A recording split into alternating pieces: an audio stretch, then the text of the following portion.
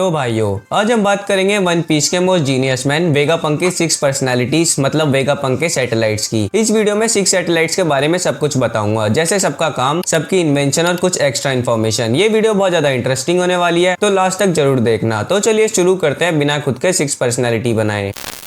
Vegapunk है one piece का most smartest man, जिसकी एक्सपेरिमेंट और इन्वेंशन की वजह से ही मरीन अपना घर बार चला रहा है। वैसे वेगापंक ने बहुत सारे एक्सपेरिमेंट करे हैं, उसमें से कुछ बहुत मेन एक्सपेरिमेंट है। कुमा को पैसिफिस्टा बनाना, सी स्टोन बनाना, सेराफिम बनाना, मदर फ्लेम जैसे आइलैंड डिस्ट्रॉइंग वेपन बनाना। पर एक एक्सपेरिमेंट इसने खुद पे करा, क्योंकि वेगापंक का डेविल फ्रूट नोमी नोमी जो एक पैरामीशा टाइप डेविल फ्रूट है, जिसके कारण कोई भी न्यू नॉलेज आएगी वेगापंक के पास, उससे इसका ब्रेन और हेड एक्सपेंड होता रहेगा। वैसे वेगापंक तो नेचुरली जीनियस था, पर इसके डेविल फ्रूट ने मेंटल एफिशिएंसी, लर्निंग की क्षमता और इसकी रिसर्च को हाईली एनहांस कर दिया था। पर इसकी बॉडी जो नॉलेज है इसके पास उसके लिए वीक थी। तो इसने जब कुमा के साथ होके कुमा पे एक्सपेरिमेंट कर रहा था, तभी इसने अपने हेड और ब्रेन को सर्जिकली तरीके से काट के खुद से अलग कर दिया, जो पंक रिकॉर्ड में बदल गया। और वेगापंक ने अपने हेड के टॉप को एप्पल के टॉप से बदल दिया, जो एंटीना जैसा काम करता है वेगापंक के लिए, जिससे वो पंक रिकॉर्ड से अपने ब्रेन में जो फीचर है उसे ले सके। फिर कुमा के साथ अपना काम कंप्लीट करने के बाद ही मोस्ट प्रॉब्ली वेगापंक ने खुद की 6 पर्सनालिटी बनाई, क्योंकि वेगापंक एक लीड साइंटिस्ट है वर्ल्ड गवर्नमेंट के लिए। तो इसे बहुत बार अपने बिजनेस और एक्सपेरिमेंट के लिए बाहर जाना पड़ता है, जिससे ये अपने कामों पे ध्यान नहीं दे पाता अच्छे से। तो वेगापंक ने खुद को 6 डिफरेंट पार्ट में डिवाइड करा मिस्टीरियसली तरीके से, जो इसके 6 पर्सनालिटी को दिखाते हैं, जिससे सैटेलाइट बोलता है और खुद की मेन बॉडी को स्टेला। 6 सैटेलाइट भी इसकी तरह पंक रिकॉर्ड से कनेक्टेड है। तो ये अपने एक्सपीरियंस और नॉलेज को दिन में एक बार सिंक्रोनाइज करते हैं, जिससे एक साथ ट्रैक पे रहें और जो इन्फॉर्मेशन है सबके पास जाए। और वेगापंक के 6 पर्सनालिटी के पास खुद की व्हील है, इसलिए ये सब खुद को वेगापंक बोल के इंट्रोड्यूस करते हैं, पर इन सबके अलग अलग नाम है इनकी पर्सनालिटी के हिसाब से। तो चलो वेगापंक की 6 सैटेलाइट्स के बारे में बताता हूँ। उससे पहले अगर आपको वेगापंक की हिस्ट्री, नॉलेज और सारे एक्सपेरिमेंट और इन्वेंशन के बारे में जानना है, तो वेगापंक पे कंप्लीट फुल डिटेल वीडियो बना रखी है, इस वीडियो के बाद देख लेना, जिससे आपकी वेगापंक पे नॉलेज बढ़ जाएगी। तो चलिए अब आगे बढ़ते हैं।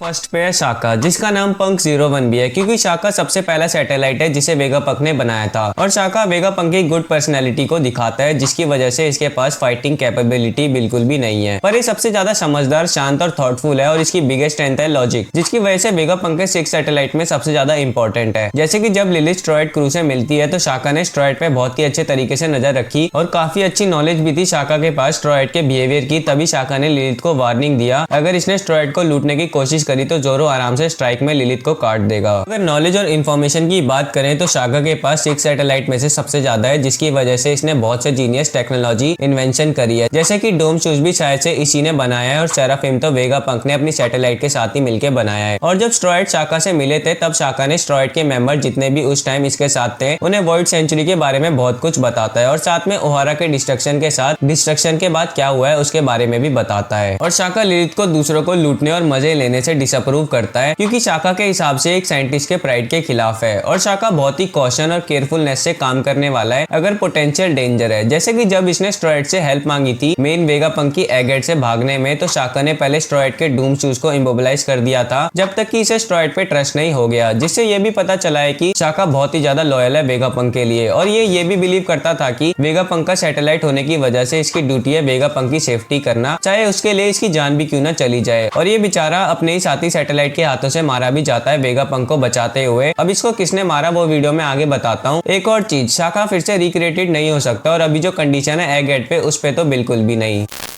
अब सेकंड पे है लिलिथ, जो फर्स्ट बॉडी है वेगापंक की, जिसे एगेट आइलैंड पे इंट्रोड्यूस करा था, जिसका नाम पंक 02 भी है, जो वेगापंक की इविल पर्सनालिटी है, जिसमें ये वेगापंक की रूटलेस और मेलोवेंट ट्रेड्स को दिखाती है, जिसकी वजह से ये धोखेबाज और अनट्रस्टवर्दी बनती है। और ये अपने टेक्नोलॉजी और वेपनरी को पायरेट पे यूज करती है उन्हें लूटने के लिए, जो एगेट को ट्रेसपास करते हैं। और जब शाका इसे रोकता है ये सब करने के लिए, तो ये बोलती है कि ऐसा करना जरूरी है ताकि वेगापंक के ऑपरेशनल रिसर्च को सेव कर सके। और इसने तो ये भी सोचा था कि स्ट्रॉयड पायरेट को CP0 को सौंप दे, जबकि इसे पता था रॉब लूची एक असासिन है। इविल होने के बावजूद ये अपने साथी सैटेलाइट की केयर भी करती है, जैसे कि एटलस का बदला लेने के लिए CP0 से फाइट करना चाहती थी। और जब एडिशन एस शार्क के लेजर से लगभग मर गया था, तो ये बहुत ज्यादा टेंशन में आ गई थी एडिशन के लिए, और इसने अभी स्ट्रॉयड की बहुत हेल्प कर दी है। पास रैश एटीट्यूड भी है, और ज्यादातर गुस्से, अनाइड और हंसी उड़ाने वाले रूप में रहती है, जिसके कारण से सबसे ज्यादा लड़ाकू एंड डेयरिंग सैटेलाइट है, जिसकी वजह से किसी भी एनिमी से डायरेक्टली और वॉलेंटली फाइट करती है। और जब इसे लगता है कि ये जीत नहीं सकती तो अपने आप को रोक लेती है। जैसे कि शाका की वार्निंग में स्ट्रॉइड को छोड़ दिया और अभी एग 8 की बहुत सी बैटल का पार्ट्स रह चुकी है, जैसे कि स्ट्रॉइड का एडमिरल किजारू से फाइट में। और लिलिथ की बिगेस्ट स्ट्रेंथ की बात करें तो वो है वेपनरी में, जिसमें ज्यादातर मैकाज और साइबरनेटिकली एनहांस एनिमल का यूज करती है कॉम्बैट में। और अभी ये पायलट है जाइंट मैका की, जिसका नाम वेगा फोर्स 01 है, जो साइज में बहुत ज्यादा बड़ा है। इतना बड़ा है कि 1000 सनी को अपने हाथों में उठा सकता है। वेगा फोर्स पानी के अंडर भी मूव कर सकता है, साथ में जब भी पंच करता है तो एक्सप्लोजन होता है। और अभी लिलिथ के पास सी बीस्ट के ऊपर कंट्रोल है, जो साइबॉग में बदल गए हैं। इन सी बीस्ट में बहुत सारे वेपन है, जैसा कि मैक्स शार्क के माउथ में टॉर्पेडो लॉन्चर है। और साइबॉग सी बीस्ट की आर्मी लिलिथ को इजीली अलाउ करती है पायलट के क्रू को हर तरफ से घेरने की, ताकि फिर लिलिथ उन्हें लूट सके। पर अभी तक इसके पास कंप्लीट अचीवमेंट नहीं आई है साइबॉग की प्रोग्रामिंग में, जिससे क्रिएचर के नेचुरल अर्जिस को रोक सके, जिससे इसकी एबिलिटी कम हो जाती है जो भी ये करवाना चाहती है क्रिएचर से उस पे। लिलिथ ने तो फ्यूचरिस्टिक लुकिंग गन बनाई है, जिसका नाम बबल गन है, जिससे बुलेट को शूट करती है, जो किसी भी अटैक को डिफ्लेक्ट कर सकता है। क्योंकि ये बुलेट स्पेशल मटेरियल से बना है, जिसमें सी एनर्जी है, जिससे डेल्फ्रूट यूजर के लिए वीकनेस का काम करती है। और इन बुलेट्स का नाम बबल्स बॉल है। और अभी लिलिथ का एम है स्ट्रॉइड के साथ ट्रेवल करना सी के अक्रॉस, क्योंकि इस चीज का मौका इसे अभी तक नहीं मिला। और अगर एगेट आइलैंड पे सब सही रहा तो नेक्स्ट स्ट्रॉइड की मेंबर लिलिथ भी हो सकती है।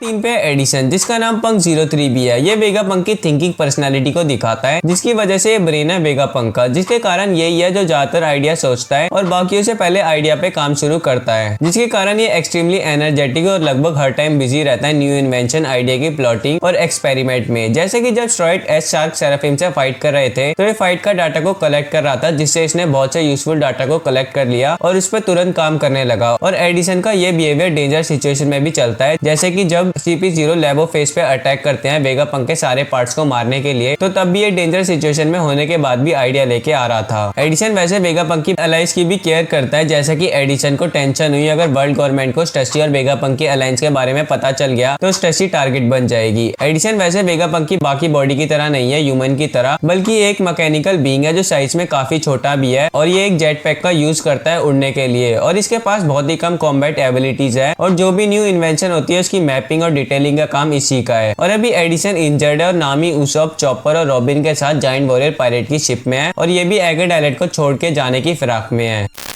4 पे पाइथागोरस, जिसका नाम पंक 04 भी है, जो वेगा पंक की विजडम पर्सनैलिटी को दिखाता है, जिसकी वजह से बहुत ही शांत स्वभाव का है और ये एक्सट्रीमली इंटेलिजेंस भी है, जिसके कारण वेगा पंक की इन्वेंशन को होते हुए देख के बहुत सारी थ्योरीज और कंक्लूजन बना सकता है। जैसे कि ये एडिशन के सारे आइडियाज को कलेक्ट करके उन पे प्रैक्टिस करता है और ये ऑब्जर्व करने के लिए कि आइडिया यूजफुल है या नहीं। ऐसे ही जब एडिशन के एस शार्क, सेराफिम और स्ट्रॉइड की फाइट में आइडिया बनाया था तो एडिशन ने टास्क दिया था पाइथागोरस को करने के लिए, और जब इसे बहुत ज्यादा डाटा मिलता है तो ये एक्साइटेड हो जाता है उन पे काम करने के लिए। और पाइथागोरस के शांत स्वभाव के कारण ये किसी भी चीज को पीसफुल तरीके से खत्म करना चाहता है, जिसके कारण से जब CP0 वेगा पंक और इसके सैटेलाइट को मारने आ रहे थे तो ये उनसे बातचीत करके सब सेटल करना चाहता था। और ये भी एडिशन की तरह मैकेनिकल बीइंग है जो साइज में लंबा है, पर ये अपने बॉडी और हेड को खुद से अलग भी कर सकता है। और अभी ये भी शाका की तरह मर चुका है। जब एस स्नेक सेराफिम इसके पीछे से अटैक करती है तो हेड को अपनी बॉडी से अलग तो कर देता है, जिससे मरने से बच गया, पर एस स्नेक इसके ऊपर चढ़ जाती है, जिससे इसकी परमानेंट डेथ हो गई है। और इसकी मैकेनिकल बॉडी थी तो अब कंप्लीटली डिस्ट्रॉय हो गई है, जिसके कारण अब ये रिपेयर भी नहीं हो सकता।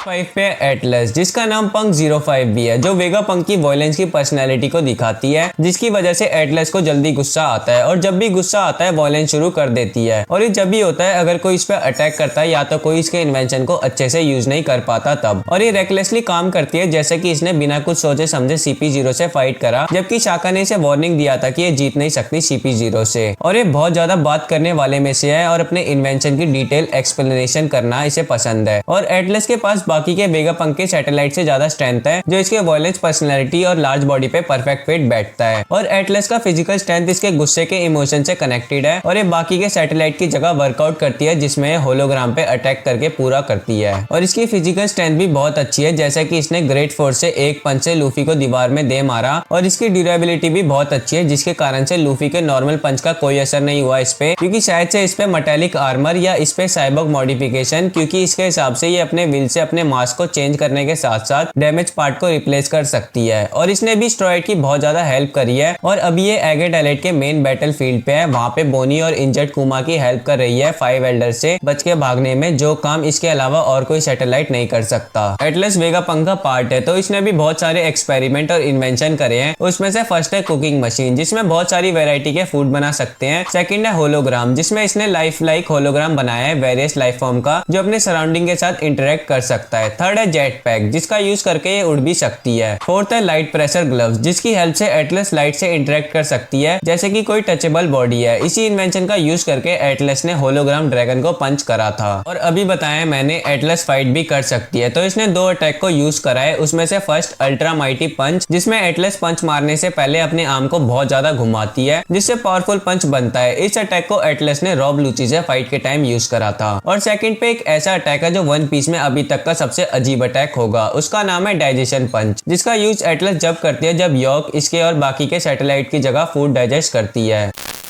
6 पे यॉर्क, जिसका दूसरा नाम है पंक 06, जो वेगापंक की ग्रीड पर्सनैलिटी को दिखाती है, जो इसकी स्ट्रेंथ भी है और वीकनेस भी। और ग्रीडी होने की वजह से ये बेटर थिंग्स को ढूंढती है जिससे लाइफ में आगे प्रोग्रेस कर सके। और ये बहुत ही ज्यादा भुक्कड़ और लेजी बॉडी है, जिसके कारण इसका प्राइमरी काम है वेगापंक और उसके सैटेलाइट के माइंड को प्रॉपर काम करवाना। उसके लिए ये बस खाती है, बाथरूम यूज करती है और सोती है, जिससे सारे रेस्ट कर सके यॉर्क के जरिए और सब काम कर सके बिना रुके। और ऐसा ये दिन में रोज बहुत बार करती है, जिसकी वजह से इसकी बॉडी का BMI 600 है, जो 20 टाइम ज्यादा है ओबेसे पर्सन से। और इसका ऐसा करने से इसकी बॉडी पे कोई नेगेटिव इफेक्ट भी नहीं पड़ता। और ये एक बहुत ही चालाक, धोखेबाज और अपनी लो प्रोफाइल करने में स्किल्ड है, जिससे इसने अभी जो भी हो रहा है एगेट आइलैंड पे उसे प्लान करा, जिसमें इसने 5 एल्डर को इन्फॉर्म करा कि वेगापंक वॉइड हिस्ट्री पे रिसर्च कर रहा है और सिफर पोल के बहुत सारे एजेंट को किडनैप करा। जो काम इसने अच्छे से करा कि इसके साथ ही सैटेलाइट के साथ वेगापंक को भी पता नहीं चला, क्योंकि यॉर्क को एक सेलेस्टियल ड्रैगन बनना है। ऐसी इसमें इच्छा जब आई जब एक बार वेगापंक अपने सारे सैटेलाइट को मैरीगियोस पे लेके गया, तो वहाँ पे वर्ल्ड नोबल की क्रुएल्टी देख के वेगापंक और बाकी सैटेलाइट को बुरा तो लगा, पर यॉर्क ने तो ठान लिया कि उसे अब एक सेलेस्टियल ड्रैगन बनना है। उसके लिए अपने साथी को धोखा देने के साथ जिसने इसे बनाया है उसे भी धोखा दे सकती है। और इसका ये भी मानना है कि वर्ल्ड को बस एक वेगापंक की जरूरत है, उसके लिए इसने अपने साथी सैटेलाइट को मारना पड़ेगा तो मार देगी। और इसने तो सेलेस्टियल ड्रैगन बन के पावर और स्टेटस पाने के लिए हद पार करते हुए सारी ह्यूमैनिटी छोड़ दिया, जो इसने सबसे बेस्ट सैटेलाइट शाखा को मार के दिखाया है। और जब इसे एस्टेरॉयड पकड़ लेते हैं तो ये फिर भी मजे ले रही थी, क्योंकि इसे लग रहा है कि 5 एल्डर इसे आके बचाएं, क्योंकि शायद से यही एक लौती सैटेलाइट है जिसे मदर फ्लेम बनाने का तरीका पता है। और अगर वेगापंक मर जाता है तो ये वेगापंक की जगह काम आएगी वर्ल्ड गवर्नमेंट के लिए। और अब जैसे 99.9% कंफर्म मान लो स्टेला मतलब डॉक्टर वेगापंक की डेथ हो गई और शाखा और पाइथागोरस भी डिस्ट्रॉय हो गए हैं। तो अब ये देखना बाकी है कि बचे सैटेलाइट एगेट से बच के भाग पाते हैं या नहीं। तब तक के लिए ये वीडियो यहीं तक थी। अगर मैंने कुछ छोड़ दिया हो तो कमेंट करो, वीडियो पसंद आई हो तो लाइक करो, चैनल पे नए हो तो सब्सक्राइब करो। मैं मिलता हूँ आपसे नेक्स्ट वीडियो में। सायोनारा।